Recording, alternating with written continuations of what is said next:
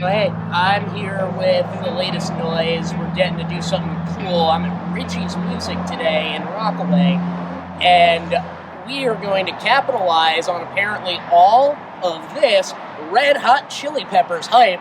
I had this lesson planned before John Frusciante rejoined the band, so that's going to shape things a little bit differently, and we're just going to talk about how to get into a Red Hot Chili Peppers flavored mind space. It's not just about playing Chili Peppers riffs, it's about characteristics of tone, it's about attitude.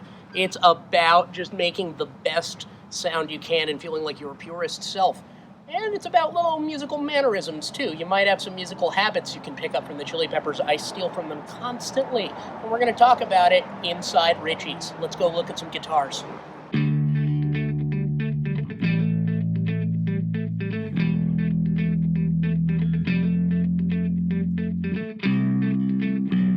We're going to start with the guitars. For most Chili Peppers stuff, any kind of single coil flavored guitar is going to be fine. Something bright, something that can be soft or crunchy depending on how hard you hit it. And for those of you who don't know, I am a Reverend Guitars artist, so of course I'm going to gravitate towards those things. You can find your local Reverend dealer, wherever they are, if you go to reverendguitars.com. And what we have here at Ritchie's are two Reverends. We've got a Club King in the back, which is a nice jangly sort of country-ish guitar. You can use it for whatever, but it's got these F-Tron style pickups in there. And we also have this one up here, what is it, it's a buckshot. This is a buckshot guitar with a T-style pickup in the bridge and an F-style one in the neck. That'll get us quite a bit of jangle, which we're going to want. And it's going to get us something a little pushy, because if I think I remember correctly, this is an overwound sort of T-style pickup. We're going to make this thing nice and funky. I love Reverend guitars. I think they're the best guitars for their money, specifically because of these bad boys on the back. We got locking tuners. Everything on this guitar is proprietary. They're made in-house. These pickups are wound for Reverend spec. Joe Naylor is awesome. Ken Haas is the fucking man. He's the best guitar owner I know. Guitar company owner. I'm the best guitar owner I know. If you want to know who your other guitar is, go to my website and get this shirt. Me. Let's look at some basses. Ever think about what cats do when you're not there? Like, I hear they spend most of the time sleeping, but I'm not sure. All right, so what we're going to do now is look at basses, and there's one Reverend bass here. It's a Mercalli. A Mercalli is actually completely ideal for what we're doing. This is a 4-stringed Stingray-flavored guitar. Flea favors this kind of humbucking pickup situation, so we're going to have something pretty lovely to work with. Remarkably balanced guitar. Later model, it's got the roasted neck on it, and the 6-screw neck join, which is indicative of probably a brand new Reverend. It's got volume, tone, and a pan pot between the two pickups. This is going to be completely ideal for what we're doing. Hell yeah. So in the spirit of Chili Peppers, the way that I appreciate their sound is that they have kind of a clean amp deal. It's rhythmic, and then they get various stages of breakup, more so from the pedals themselves. So it's sort of a pedal platform situation versus looking for amp distortion. It's going to give us the most absolute locus of control between our tones, and personally is a little more preferable because there's less guesswork between it. I think what's going to work well today, again, gonna friend drop here. My buddies at Supro have this awesome Black Magic amplifier, but honestly, any clean amplifier that you like is going to get the job done as long as it plays well with your gain staging pedals. That's more for you to do. That's on your taste. Otherwise, I'm just going with what I think sounds good for this. Catch you downstairs.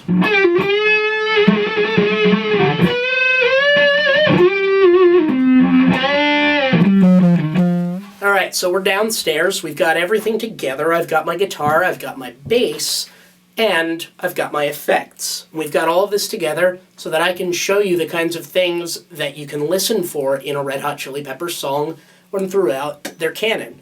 These sorts of chord mannerisms, these sorts of guitar playing habits are what you can easily identify within a body of music that is over 30 years strong. Let's get to it. So if you look down here at the floor, we've got a couple of things that I find common in Chili Peppers music. We've got a fuzz, we've got an which is this general pedal by Outlaw. I've got another Outlaw pedal here, the Dumbleweed, which a lot of my friends have spoken highly of. That'll be for additional color, boostage type deals. We've got a chorus, which is self-explanatory. It's a chorus. It does chorus-flavored things. And we've got one of my favorite pedals, the Supro Trem. And this here is standing in for filter-type effects and otherwise funky doodles. The loop station is there to be a looper because I may be overlaying guitars and basses. Right, so one thing that you'll hear a lot in especially later era Chili Peppers stuff is ninth voicings in the chords. For example, this is an A minor chord.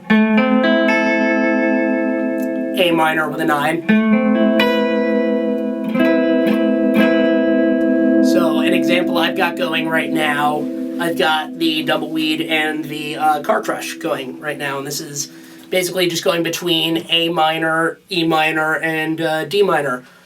And we're going to be using that ninth on the D minor the first time it comes up, and then not using it on the D minor the second time. So that's going to sound something like this.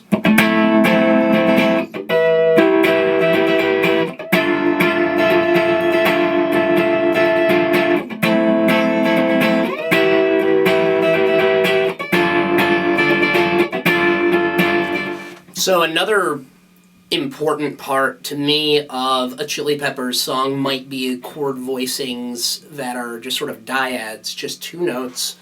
And what they are, in this case, is just a major third and octave up or a minor third and octave up. So if we've got, I'll take D major, and you take this note here, the F sharp, and you put it up the octave. So you've got, so it's now. And you can do this across the board with your intervals and get this really, in my opinion, quintessential sort of Chili Pepper sound.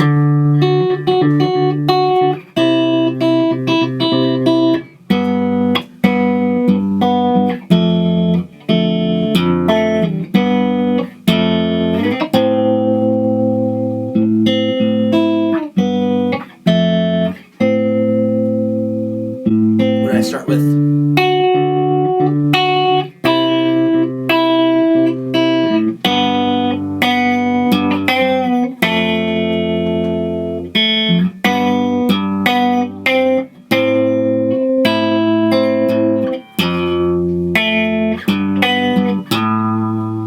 You can take those all over the board and have yourself, we can even do a scale like that if we want to.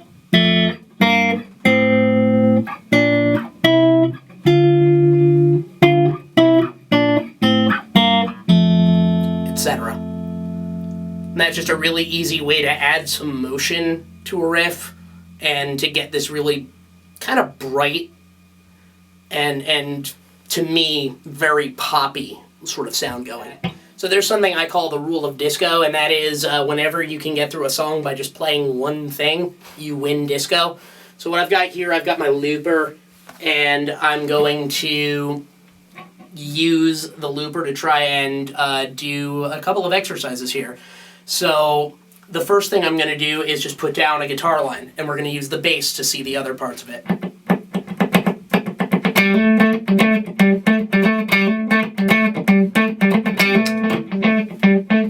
Yeah, that'll work. Yeah, now we're cooking with funk.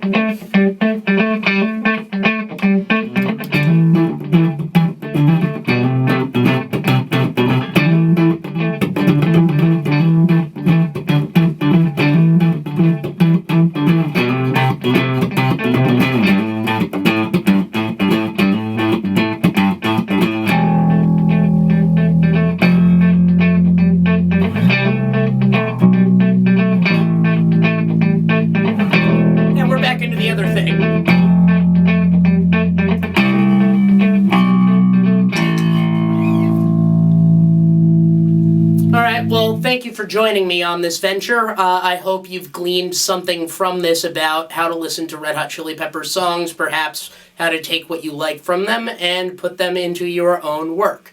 It was my privilege to do this with you. Thank you to The Latest Noise. Thank you to Ritchie's, Rock Over London, Rock On Chicago, Wheaties, Breakfast of Champions.